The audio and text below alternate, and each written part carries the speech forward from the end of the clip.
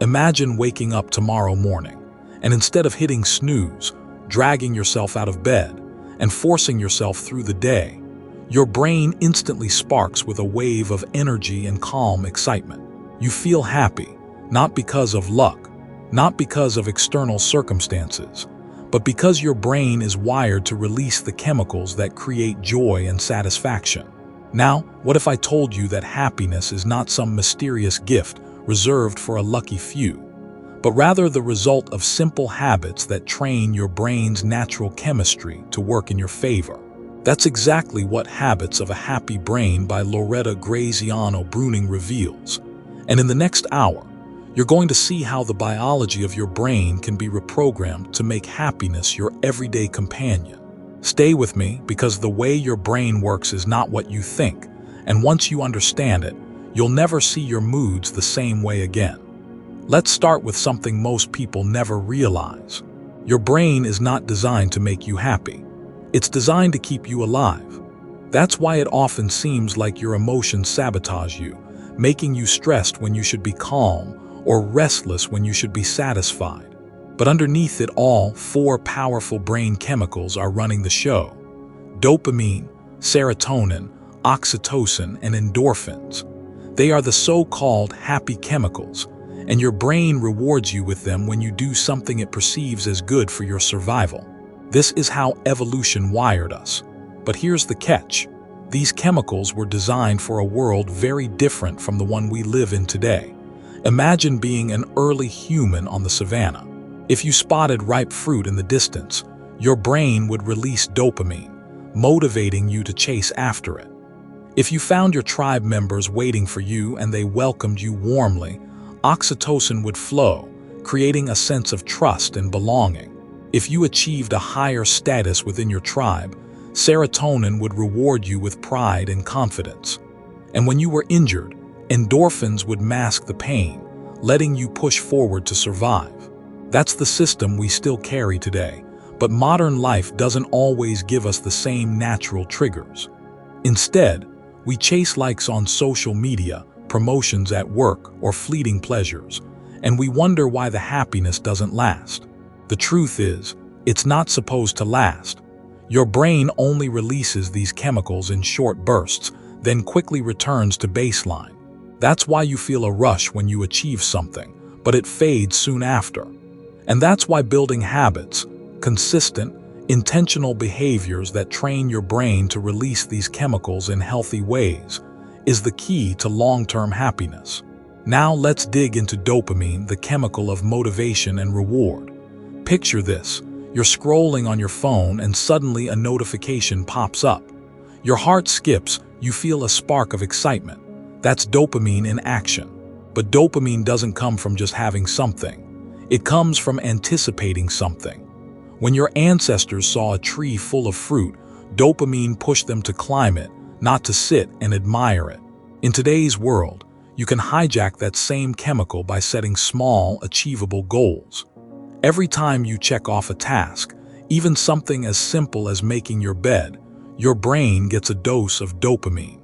The problem is, we often chase dopamine in destructive ways, binge-eating junk food, endlessly scrolling TikTok, or compulsively checking for messages. These give a quick hit, but no lasting satisfaction. The smarter way is to build a system of small, steady goals that give your brain healthy doses over time.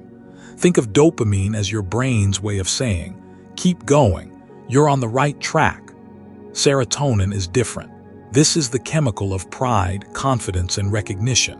Imagine winning an award or even just getting praised by your boss. That warm glow you feel, that sense of "I matter," that's serotonin. But here's the dark side. Your brain evolved to care about status because in the past, higher status meant better access to resources and mates. Today, it means comparison.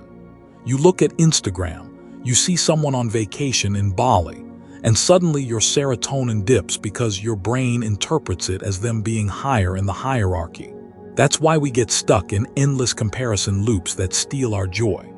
The trick is to retrain serotonin by recognizing your own wins, no matter how small.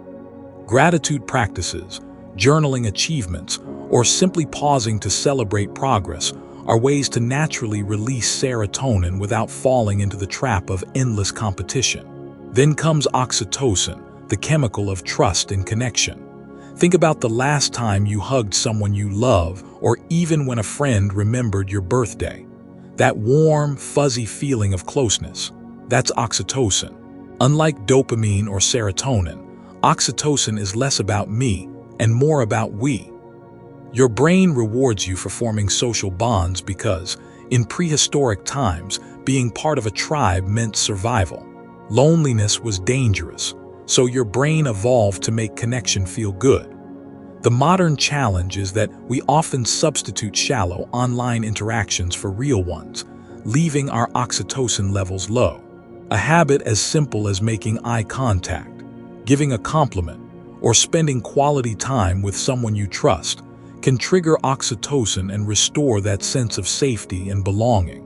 Finally, there are endorphins, the body's natural painkillers. These kick in during stress or physical exertion. Ever heard of a runner's high? That's endorphins. They mask discomfort and give you a sense of euphoria, allowing you to push through tough times. But endorphins weren't meant to be constant. They're short-term boosters. In the modern world, you can trigger them through exercise, laughter, or even something as simple as watching a funny video. But here's the key. Endorphins are not about avoiding pain, they're about pushing through it.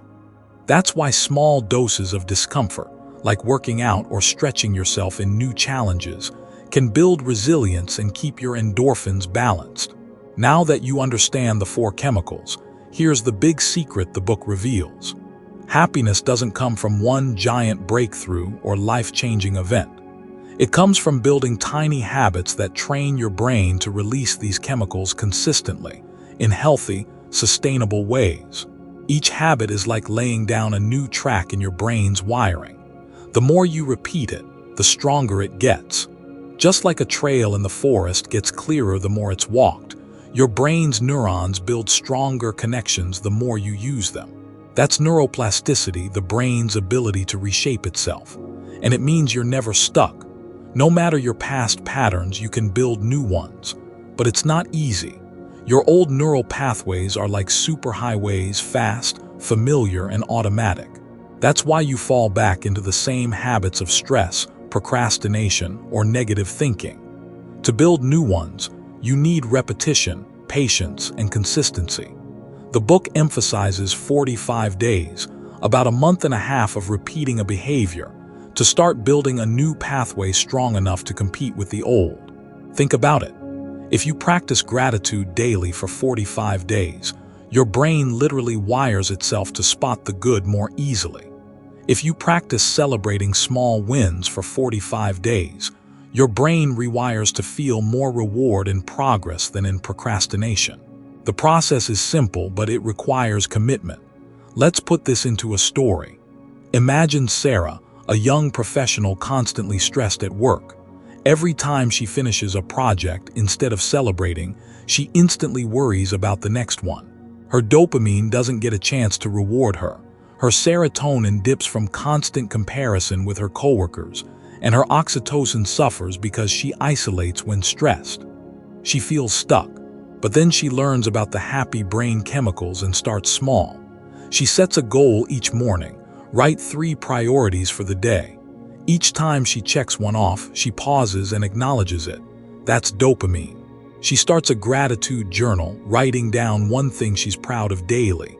That's serotonin. She makes time for lunch with a friend once a week without her phone. That's oxytocin. And she starts jogging twice a week, enjoying the laughter from silly workout playlists. That's endorphins. At first, it feels forced. But after a month, then 2, her brain adjusts. The stress is still there, but it doesn't dominate her. Her brain now has new wiring built through habits, and happiness feels natural instead of forced. You see, your brain will always return to survival mode if you let it. But with habits, you teach it that survival can also mean joy. Every small action is a vote for a happier brain. And that's the beauty of this book. It doesn't promise a magic switch, but it does show you a realistic, biological path to happiness that anyone can follow. Think for a moment about how your brain feels when you start a new habit. At first, it's exciting. You set a goal, maybe it's eating healthier, exercising, or practicing meditation. The first few days, motivation is high, but then resistance creeps in. You forget one day, then two, and before long, you're back to old routines.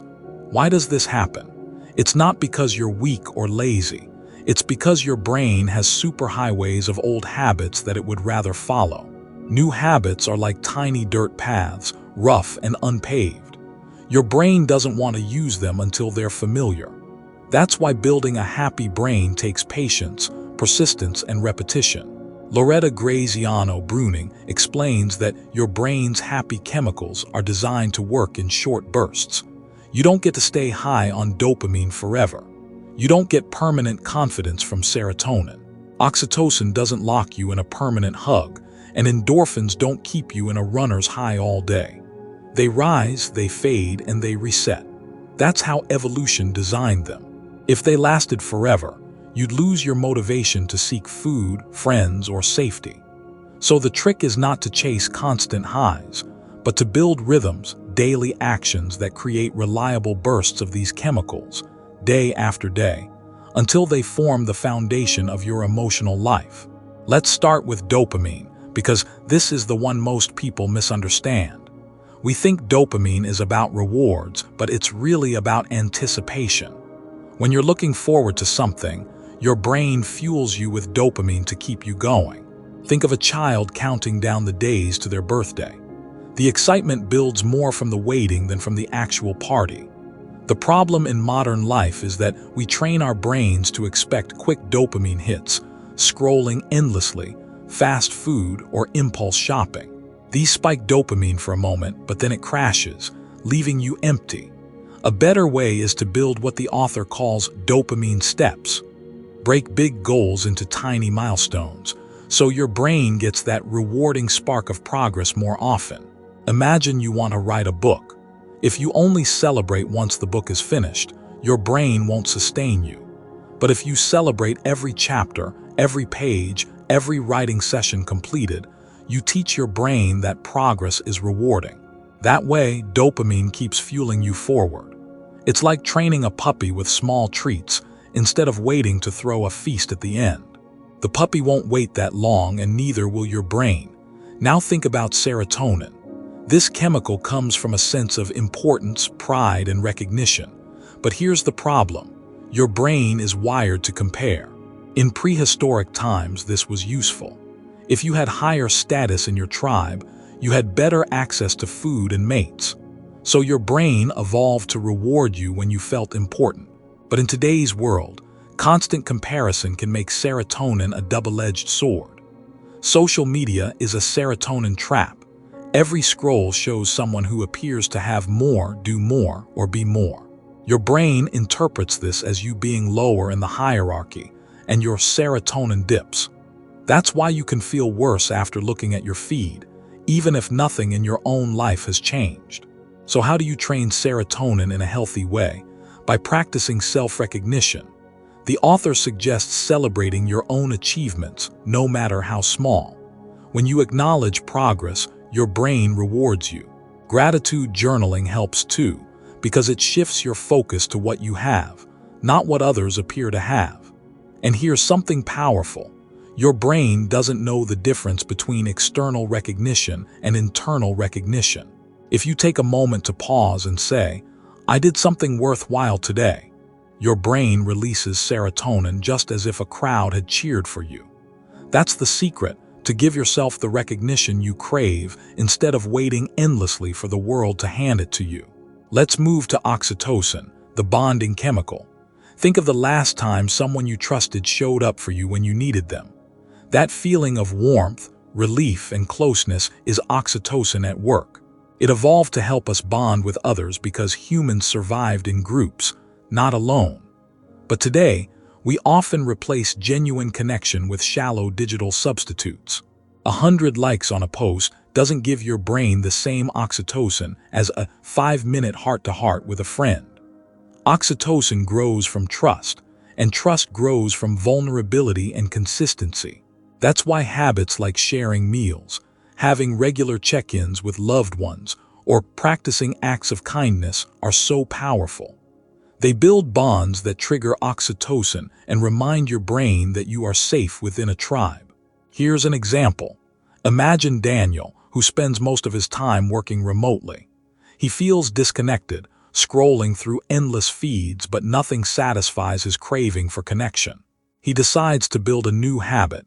Every evening he calls one person just to check in, no agenda, no rush. At first it feels awkward, but after a few weeks something changes. He starts to feel grounded, supported, less alone. His brain is learning to release oxytocin not from empty interactions, but from meaningful bonds. The habit rewires him for trust and belonging. Finally, there are endorphins, the body's natural pain relievers. These are different from the other three because they come in response to stress or discomfort. Think of laughing until your stomach hurts or pushing through the last stretch of a run. That wave of relief is endorphins. They're not meant for daily use like dopamine or serotonin, but they're important. The key is to create safe ways to trigger them. Exercise is one of the most reliable. Laughter is another. Even stretching yourself through new challenges, like learning a skill that feels hard at first, can trigger endorphins. But beware, unhealthy habits like alcohol or drugs also hijack this system, giving temporary relief while damaging your brain's balance in the long run. So how do you put all of this together? The author offers a simple framework. Build small, repeatable habits that trigger each of the 4 chemicals in healthy ways. Instead of chasing giant, once-in-a-lifetime rewards, you focus on daily actions. Dopamine from small steps, serotonin from self-recognition, oxytocin from trust and connection, endorphins from laughter and movement. Together, these create a balanced brain that doesn't depend on external chaos to feel good. But there's another obstacle you must face: your brain's survival wiring. Every brain has a built-in negativity bias. Imagine your ancestors walking through the forest. If they ignored the sound of a predator, they could die. If they ignored a berry bush, they just miss a snack. That's why your brain pays more attention to threats than to pleasures. This bias is still with us today. That's why one insult sticks longer than 10 compliments. That's why one mistake at work haunts you more than dozens of successes. Your brain thinks it's protecting you, but it ends up keeping you unhappy. To overcome this, you have to deliberately train your brain to notice the positive. That's where habits come in again. For example, if you spend just 1 minute each day recalling something good that happened, and you do it for 45 days, your brain begins to rewire. The positive pathways grow stronger and the negative ones weaken. At first, it feels artificial, like forcing yourself to smile when you don't feel like it. But with repetition, it becomes natural. Your brain starts spotting good moments automatically because the neural pathways for happiness have become stronger than the pathways for fear. Here's a story that illustrates this. Emily, a teacher, used to end every day exhausted and frustrated. She focused on the one student who misbehaved, or the one task she didn't finish. Her brain fixated on negatives because of its survival wiring. Then she tried a new habit. Each evening she wrote down 3 things that went well that day, no matter how small. At first it felt silly, but after a few weeks she noticed she was calmer, more optimistic. Her brain had rewired to notice the good more easily. The same survival brain that once dragged her down was now lifting her up, thanks to simple habits. What's fascinating is how quickly the brain responds to repetition. Neurons that fire together wire together. That means every time you repeat a behavior, the connection grows stronger, like walking the same path in a forest until it becomes a clear trail. That's why the author emphasizes the 45-day window. A new habit doesn't instantly change your life, but if you give it a month and a half, the pathway is strong enough to compete with the old superhighways of negativity and stress.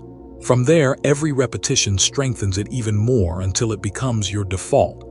Now let's think practically. How do you design these habits in your own life?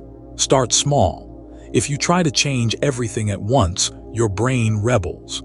Instead, focus on one habit for each chemical. For dopamine, maybe you set a tiny daily goal, like writing one paragraph or cleaning one corner of your room. For serotonin, maybe you pause each evening to acknowledge one thing you did well. For oxytocin, maybe you schedule one intentional moment of connection each day, like a hug, a call, or even a genuine compliment.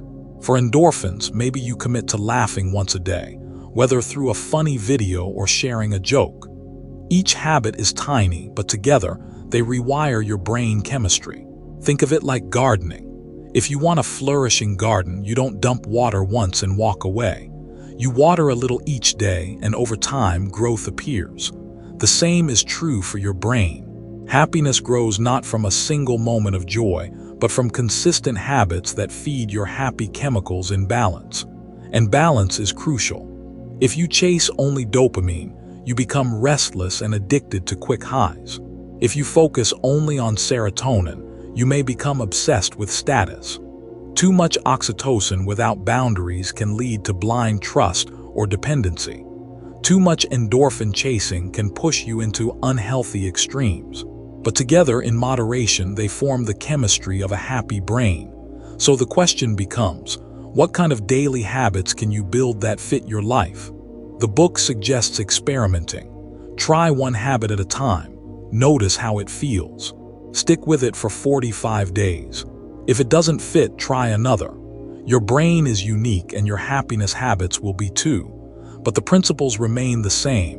Small steps, repeated often, create lasting change. Picture this: you're driving home after a long day. Traffic is heavy, horns are blaring, and your thoughts are racing. Suddenly, someone cuts in front of you. Instantly, anger floods your body. Your heart races, your fists tighten on the wheel, and for a moment, all your happiness disappears. Why does this happen so quickly? Because your brain's survival wiring is still stronger than your happiness wiring. The survival chemicals, cortisol and adrenaline, flood you instantly when your brain senses threat. But the happy chemicals, dopamine, serotonin, oxytocin, and endorphins, take deliberate action to trigger. This is why building habits is so important. Without them, your brain defaults to stress. With them, you create a buffer, a trained response that keeps you calm and helps you recover faster. The author makes it clear. Happiness is not about avoiding negative emotions. You will feel stress, anger, sadness, and fear. That's natural. The goal is not to erase them, but to balance them, to train your brain so the negative doesn't dominate. And the only way to do that is through repetition. Every time you choose a positive habit instead of a negative one, you're laying a stronger pathway. Over time, those choices add up to a brain that naturally leans toward happiness instead of stress. Let's go deeper into the role of dopamine. One powerful story comes from a man named Victor, who always dreamed of running his own business. For years, he talked about it, but he never acted. The goal seemed too big, too overwhelming. Then he learned to use dopamine in smaller steps. He broke the dream into daily actions. Research one competitor, write one page of a business plan, make one phone call. Each step gave him a spark of dopamine. Instead of waiting for the giant reward of launching a business, he fed his brain with small wins. Within months, he had built enough momentum to finally launch. His brain wasn't working against him anymore, it was working for him. That's the secret of dopamine habits. When you chase giant goals without milestones, your brain gets discouraged. But when you build small wins, your brain releases dopamine regularly, keeping you motivated. It's like climbing a mountain by celebrating every ledge instead of waiting to celebrate at the top. The mountain doesn't shrink, but your energy lasts longer. Now think about serotonin in real life. Imagine a young woman named Aisha who constantly scrolled through Instagram, comparing herself to others. Every post seemed like proof that she was behind in life, friends traveling, getting promotions, getting married. Each scroll lowered her serotonin, making her feel less and less important. Then she tried a new habit. Each evening, she wrote down one accomplishment of her own, no matter how small. Maybe it was finishing a workout, helping a friend, or learning something new. At first, it felt silly, but after 45 days, her brain began to respond differently. Instead of focusing only on others, she started noticing her own progress. Her serotonin grew not from comparison, but from self-recognition. She no longer depended on likes or external validation. She built her own inner system of pride. This is crucial. Serotonin doesn't only come from the outside world. You can build it from within. Your brain doesn't know the difference between someone else praising you and you recognizing yourself. The same chemical releases. So every time you pause to appreciate your efforts, you're training your brain to reward you. Then comes oxytocin, the chemical of connection. One of the most powerful examples is in families. Imagine a father who comes home from work exhausted. His habit is to collapse on the couch and scroll his phone while his kids play nearby. He feels guilty but too tired to engage. Then he decides to try a simple change. For 10 minutes each evening, he gives undivided attention to his children. No phone, no distractions, just playing or listening. Those 10 minutes release oxytocin for both him and his kids. Slowly, the connection deepens. The father feels less lonely, less stressed, and more supported, even though his workload hasn't changed. Why? Because oxytocin gives his brain the signal, you are not alone, you belong. That's the power of tiny connection habits. A hug that lasts a few seconds longer, a moment of real eye contact, a thank you spoken sincerely. Each one is a spark of oxytocin that builds trust and safety. And trust is the foundation of happiness, because when your brain feels safe in relationships, it relaxes its constant vigilance. It doesn't need to scan for danger every second. Endorphins, meanwhile, remind us that sometimes happiness hides behind discomfort. Think of laughter. Why does it feel so good? Because laughter actually involves physical tension and release. Your body exerts, then relaxes, and your brain releases endorphins to ease the strain.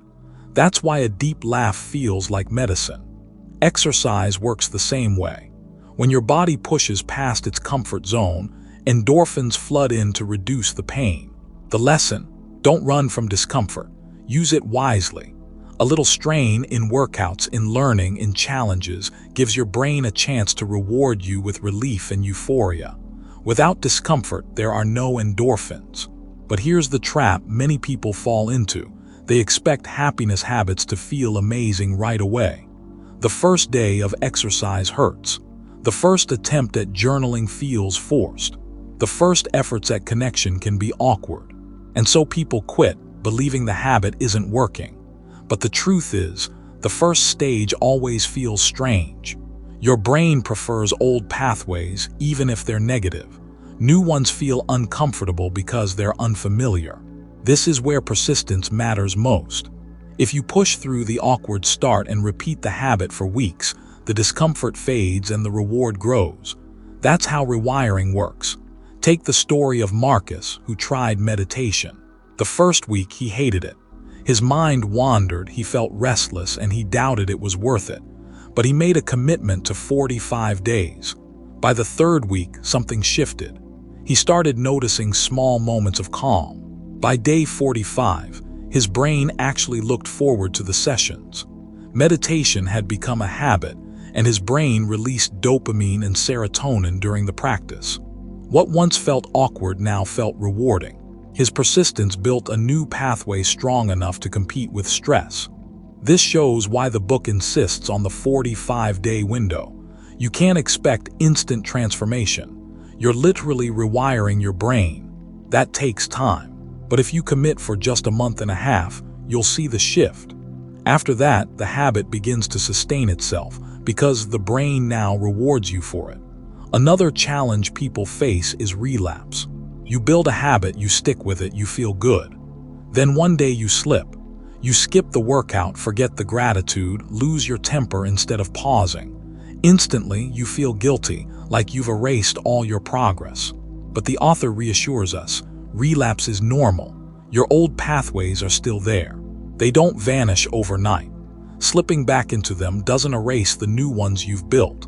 It just means you need to return to the habit and reinforce it again. Think of it like driving. If you take a wrong turn, you don't throw away the entire trip. You just turn back to the right road. Relapse is not failure. It's part of the process. Let's bring this into another story. Imagine Clara, who built a habit of jogging every morning. For months, she felt great, more energy, more calm, more endorphins. Then winter came. The cold mornings made her skip once, twice, then a whole week. She felt like a failure, convinced she had lost everything she'd built. But instead of quitting, she restarted. She allowed herself to be human, to slip, and then to stand up again. Within a few weeks, the joy returned. Her brain still remembered the pathway. She hadn't lost it. She just had to reinforce it. That's how habits survive long-term, not by perfection, but by resilience. Here's another fascinating point from the book. Your happy chemicals are individual. The triggers that work for one person may not work for another. Some people thrive on big goals for dopamine, while others need tiny steps. Some people get serotonin from public recognition, while others get it from private reflection. Some people bond deeply through group activities for oxytocin, while others need one-on-one trust. Some get endorphins from running, others from dancing, others from laughter. The principle is the same, but the method is unique. That's why experimenting is so important. You have to find what sparks your brain, then repeat it until it becomes a habit. This individuality is also why copying someone else's life rarely makes us happy. You see someone rich, famous, or admired and you think, if I had their life, I'd be happy. But their brain chemistry is not your brain chemistry. What rewards them may not reward you. That's why the book emphasizes building your habits, not imitating others. Happiness is not one formula. It's your own daily system of tiny actions that fit your brain's unique wiring. Another key lesson is that habits don't erase unhappiness completely. You will still face setbacks, stress, and pain, but habits give you resilience. They shorten the time you spend trapped in negativity. They help your brain recover faster. It's like building an emotional immune system. You can't avoid germs, but you can strengthen your defenses. Similarly, you can't avoid stress, but you can strengthen your happy brain. And the science backs this up. Each time you repeat a habit that sparks a happy chemical, you're physically changing your brain. Neurons grow stronger, connections deepen, and eventually the pathway becomes automatic. What once felt forced becomes natural. And what once felt natural, stress, worry, negativity, begins to fade. That's the miracle of neuroplasticity. So the next time you feel discouraged, remember this. Your brain is not broken. It's just following old pathways, and you have the power to build new ones. Every small action is a signal to your brain. This is the path I choose. Over time, those signals add up and your brain transforms. Think about the last time you checked your phone and found a new like, a message, or a comment. That quick spark of excitement you felt wasn't random. It was dopamine at work. Dopamine motivates you to seek rewards, but it is fleeting. It's the brain's way of keeping you chasing, striving, reaching for the next step. In ancient times, dopamine pushed humans to hunt, to gather food, to explore new lands. Today, it might push you to work for a promotion, scroll through social media, or open the fridge even when you're not really hungry. Dopamine feels good, but it doesn't last long, and that's by design. If the feeling were permanent, you'd lose the drive to move forward. Now contrast that with serotonin. Serotonin isn't about chasing. It's about status, respect, and recognition. When you feel valued, when someone looks at you with admiration, or when you achieve something that earns respect, serotonin quietly affirms your worth. It doesn't flood your brain like dopamine. It's subtler, steadier, like the warm satisfaction of being seen and appreciated. That's why we crave belonging to groups, families, and communities. Our ancestors survived in tribes, and serotonin reinforced cooperation by rewarding behaviors that earned social acceptance. Even today, when you feel excluded or ignored, your serotonin dips, reminding you of the deep human need for connection. Then comes oxytocin, often called the bonding chemical. It's not just about romance or love, it's about trust. Imagine holding a newborn, hugging a friend, or sitting in a circle where you feel safe and accepted. That gentle, secure warmth is oxytocin. It evolved to encourage bonds, because those bonds once meant survival. A lone human on the savannah was vulnerable, but a human within a trusted circle had a shield. That's why betrayal hurts so deeply. It cuts into our oxytocin-driven sense of safety. And in today's world, even a simple gesture like a handshake or a word of trust can trigger this ancient system. Finally, there's endorphin, the body's natural painkiller. You felt it after a long run, a hard laugh, or even when you push through physical discomfort. Endorphin masks pain with pleasure, but it's not designed for everyday joy. It evolved for emergencies, giving our ancestors the strength to run, to fight, to escape danger even when injured. That's why you can't rely on endorphin as a daily happiness source. It shows up in bursts, reminding you of your resilience when you push beyond limits. All four chemicals, dopamine, serotonin, oxytocin, and endorphin, work together, but not always in harmony. One might pull you in one direction while another whispers a different need. For example, dopamine may push you to chase a new goal, while oxytocin may urge you to stay close to loved ones. Serotonin may remind you to seek respect, while endorphin waits quietly for moments of strain. Your brain balances these signals, but not perfectly. And here lies the challenge. We often expect constant happiness, a steady state of joy. But your brain never evolved for that. It evolved to keep you striving, connecting, respecting, and surviving. This is why happiness feels temporary. The brain's chemicals are not meant to flood you endlessly. They come in short bursts, guiding your behavior. If you understand this, you stop blaming yourself when joy fades. You stop thinking something is wrong with you. You realize your brain is simply doing its job, nudging you toward what it thinks will keep you alive. The real shift begins when you accept this rhythm. When you stop chasing permanent highs and instead learn how to build small, healthy habits that trigger these chemicals in sustainable ways. Imagine your brain as a garden with 4 different flowers: dopamine, serotonin, oxytocin, and endorphin. Each requires different care. If you only water one, the others wither. But if you nurture them all, even in small amounts, your garden flourishes. And that's the essence of training your happy brain, not by expecting constant sunshine, but by tending to each flower day by day, moment by moment. Picture this. You wake up in the morning and almost without thinking, you reach for your phone. That reflexive act isn't just a habit, it's a brain loop tied to dopamine. The notification pings and you get a quick reward. But soon the buzz fades and you're left wanting more. That's the cycle of dopamine at work. Habits form when your brain notices a pattern: trigger, action, reward. Repeat it enough times and the brain wires the pathway more firmly.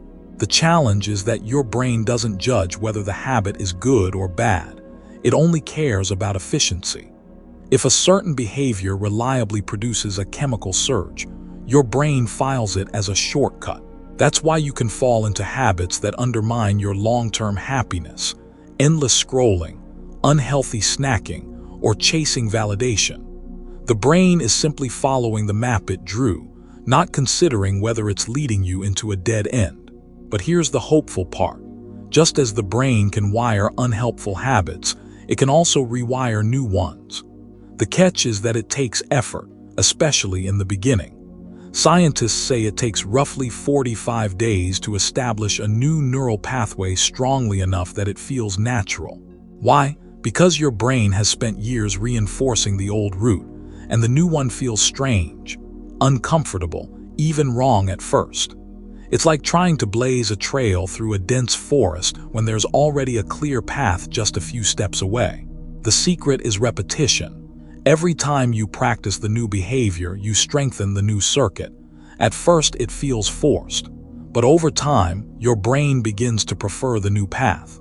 Think of it like learning to drive. At first, every move feels awkward, but eventually it becomes second nature. Your brain rewards consistency with smoother wiring. For dopamine, this means setting small, achievable goals that give you frequent bursts of satisfaction without overwhelming you. Instead of dreaming about a massive life overhaul, break it down. A single completed task, a minor milestone, or even crossing something off a list can keep your dopamine steady. For serotonin, the habit might be practicing gratitude. Each time you consciously notice something to appreciate, a kind word, a supportive friend, even your own progress, you strengthen circuits of recognition and value. Over time, your brain becomes better at noticing respect and status without chasing shallow comparisons. Oxytocin habits often come from trust and connection. Simple acts like making eye contact, listening without judgment, or giving small tokens of appreciation can reinforce bonds. The more you practice trust, the safer your brain feels and the more readily it releases oxytocin. And for endorphins, habits can be built around physical activity or laughter.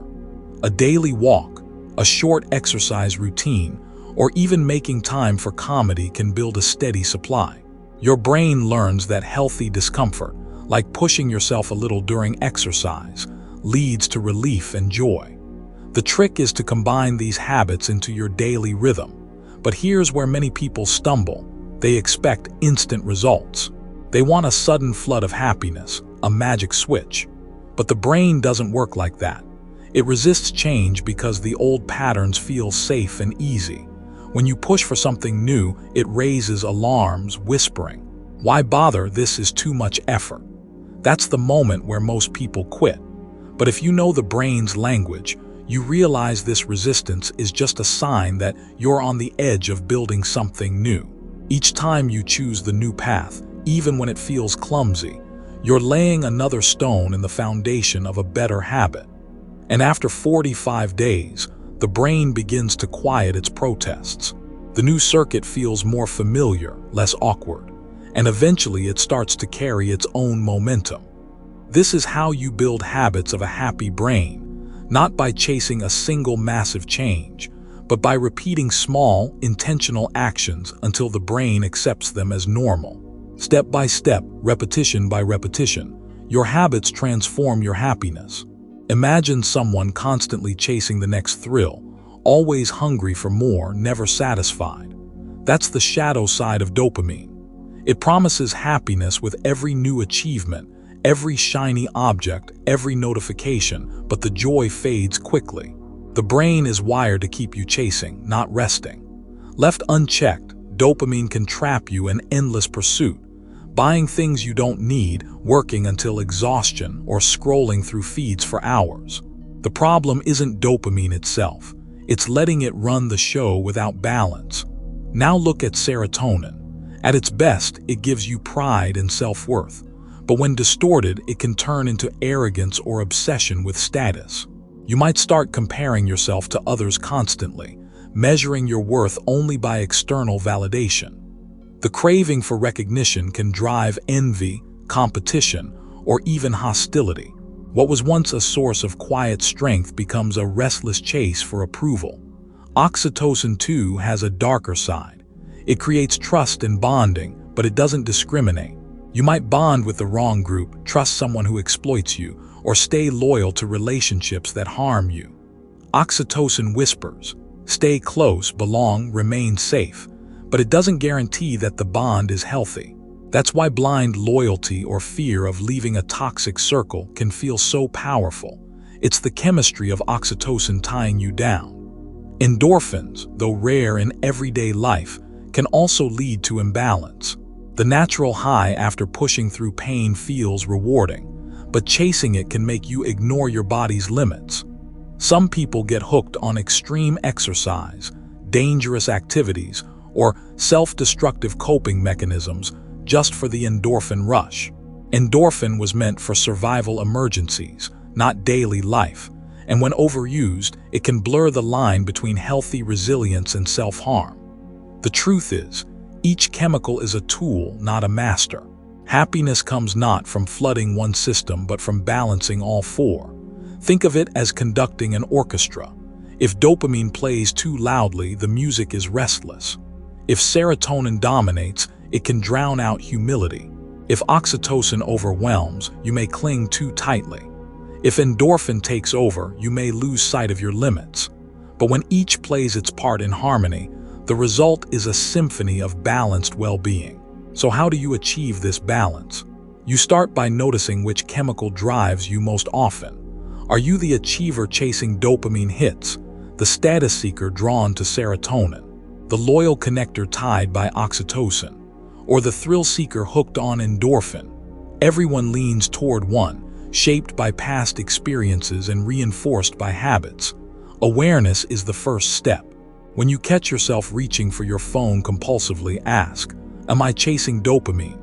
When jealousy stings, ask, is serotonin steering me? When you stay in an unhealthy bond, question, is oxytocin holding me here? When you ignore pain for the sake of pushing through, reflect, is endorphin tricking me? By labeling the chemical, you take back a measure of control. The second step is intentional balance.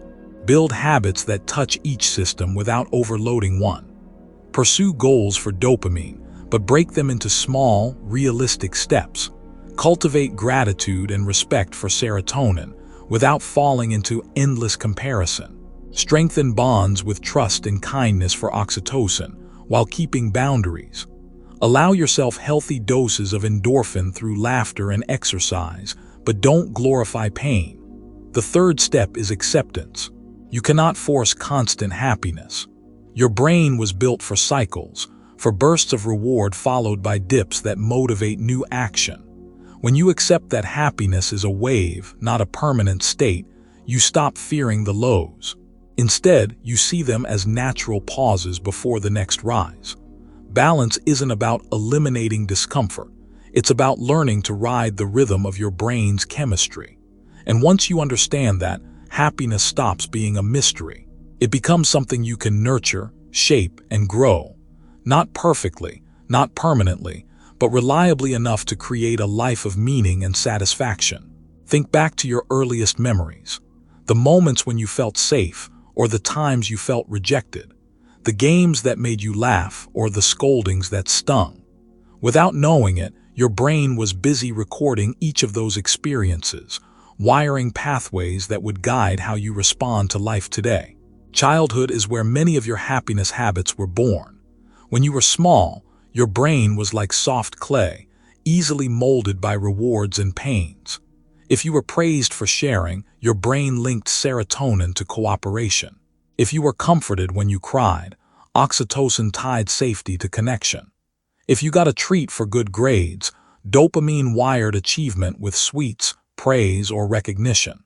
Even the times you laughed after falling down taught your endorphin system to ease pain with humor or resilience. But here's the catch. Your brain didn't save those memories as perfect stories. It saved them as chemical patterns. A smell, a tone of voice, or even a look from someone today can trigger feelings that were etched decades ago.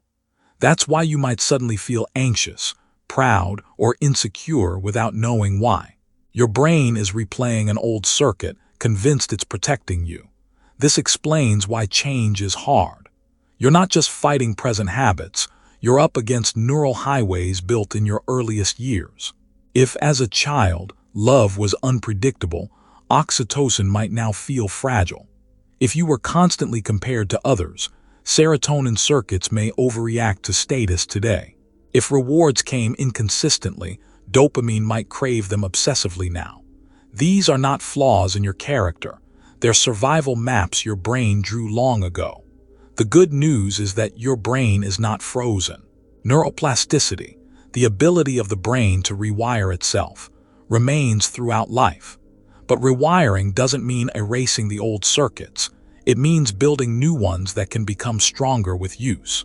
Old paths never fully vanish, but they grow weaker when you stop walking them. And new paths grow stronger each time you take a step in their direction. Imagine a meadow with a deep trail carved by years of walking. That's your old habit. Beside it, the grass is tall and untouched. That's the new habit you want. The first time you walk through, it feels awkward. The grass scratches, the ground is uneven. But if you keep walking, the new path clears and the old one grows over with weeds. That's how your brain works. You can't delete your old pathways, but you can make new ones easier to follow.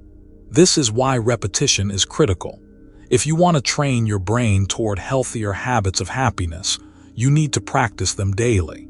Small, consistent steps signal to your brain that the new path is worth reinforcing. Over time, your brain learns. This is the safer, easier, more rewarding way. And here's something important. Your brain resists at first not because it hates change, but because it believes the old path kept you alive. Even if the old circuit causes stress, the brain sees it as tried and tested. The new one feels uncertain, risky. That's why the first days of change often feel worse before they feel better. The brain is testing your persistence. But persistence is where the magic happens. If you can repeat the new behavior for about 45 days, your brain begins to shift. It stops protesting so loudly. It starts accepting the new habit as reliable. The discomfort fades, replaced by a sense of naturalness.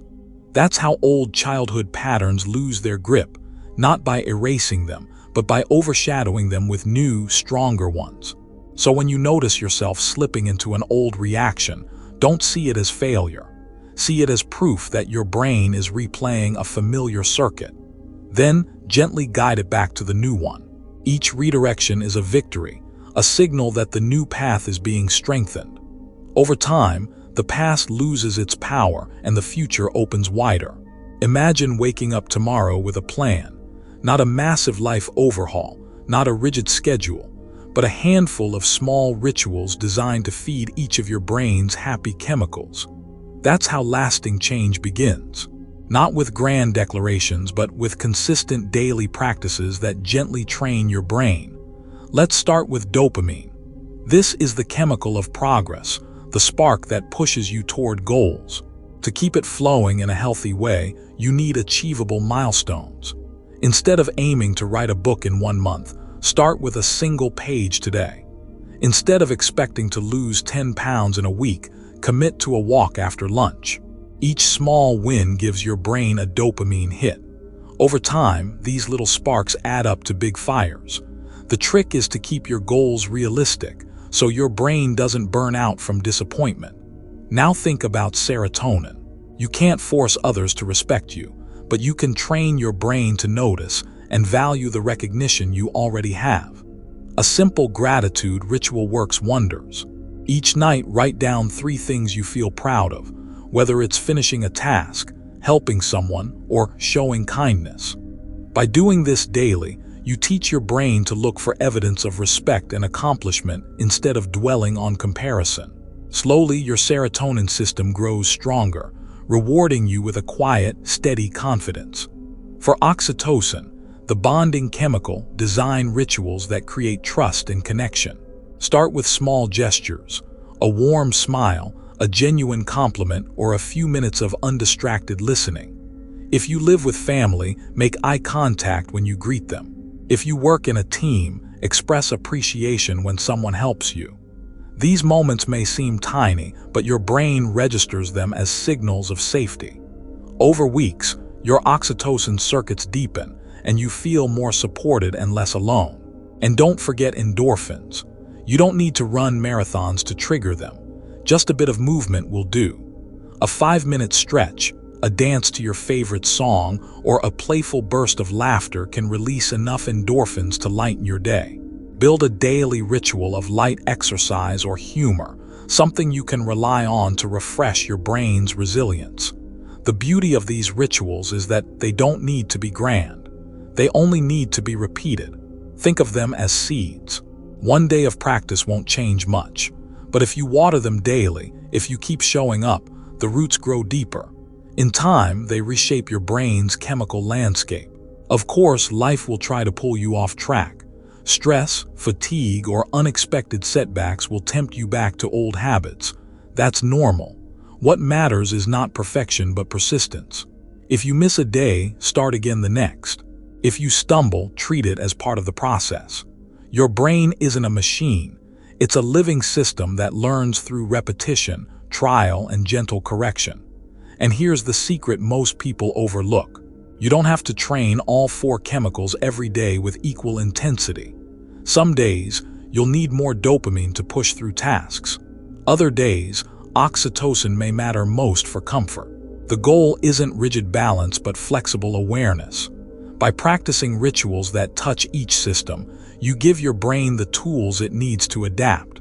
Over time, your daily rituals become more than habits. They become your compass. When stress rises, you'll know how to reach for oxytocin. When goals feel distant, you'll lean on dopamine. When self-doubt creeps in, serotonin will remind you of your worth. And when pain weighs heavy, endorphins will give you the strength to endure. That's the power of rituals. They turn fleeting chemistry into steady guidance. Happiness, then, isn't a prize you chase. It's a rhythm you cultivate, one small ritual at a time. Picture this. You're driving to work already late when suddenly a car swerves in front of you. Your heart races, your muscles tighten, and your breath quickens. That's cortisol, the stress chemical surging through your body. Unlike dopamine, serotonin, oxytocin, or endorphin, cortisol doesn't make you feel good. It makes you feel on edge, alert, and ready to respond. And for your ancestors, that was life-saving. Cortisol helped them react quickly to predators, storms, or rival tribes. But in today's world, where the dangers are often emails, deadlines, and arguments, cortisol can take control too often. The problem with cortisol is that it's powerful. It doesn't take much to trigger it, and once released, it grabs your attention. Your brain evolved to prioritize survival threats over rewards. That means a single negative comment can weigh heavier in your mind than 10 compliments. A small setback can overshadow multiple wins. Cortisol hijacks your focus, convincing you that danger must be addressed immediately, even if the danger is just a missed message or a late bill. And here's the deeper issue. While happy chemicals come in short bursts, cortisol lasts longer. It lingers in your system, keeping you restless.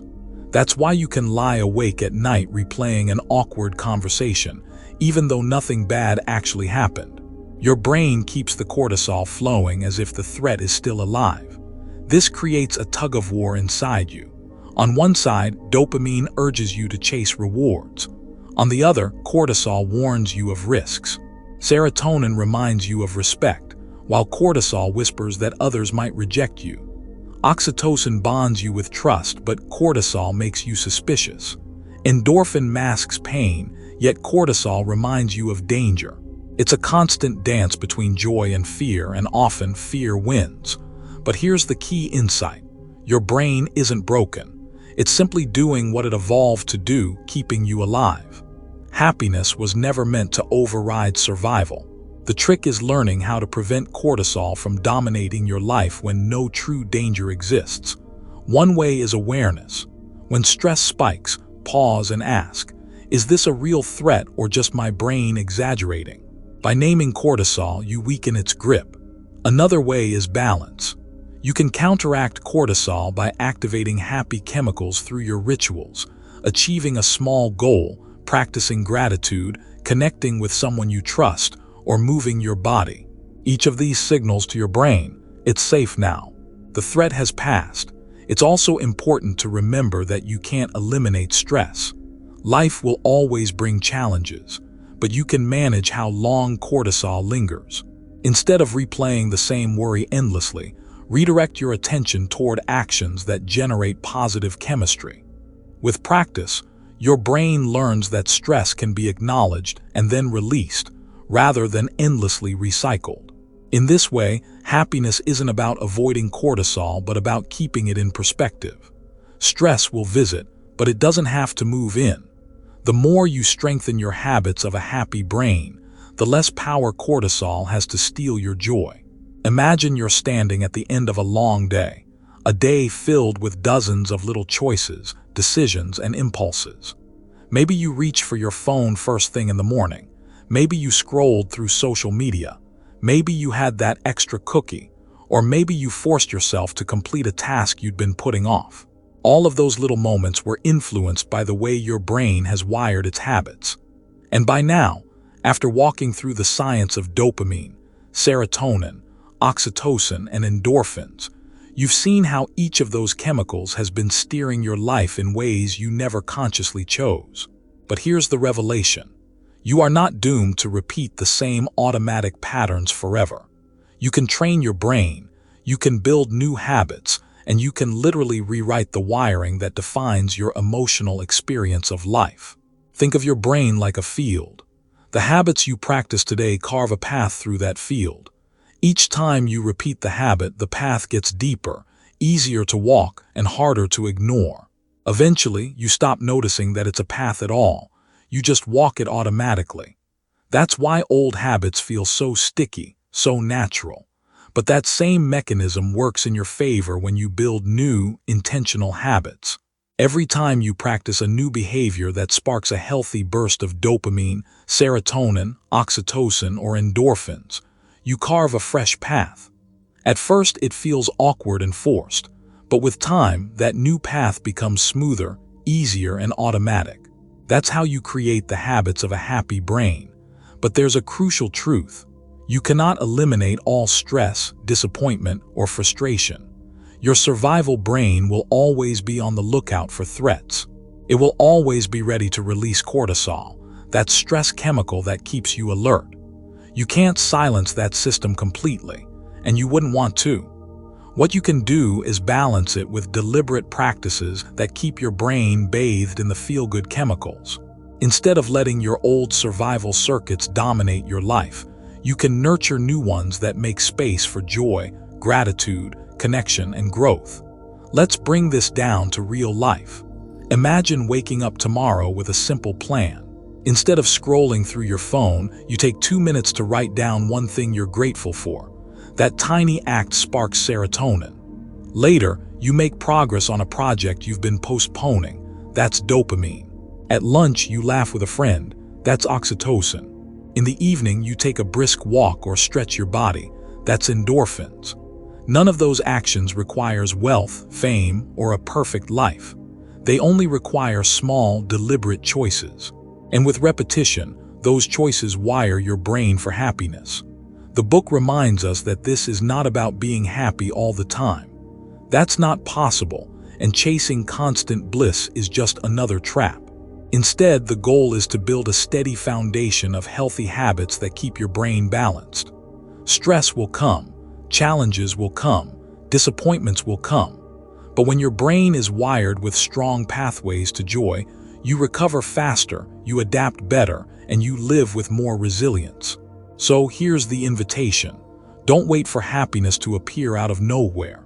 Don't wait for external circumstances to magically align.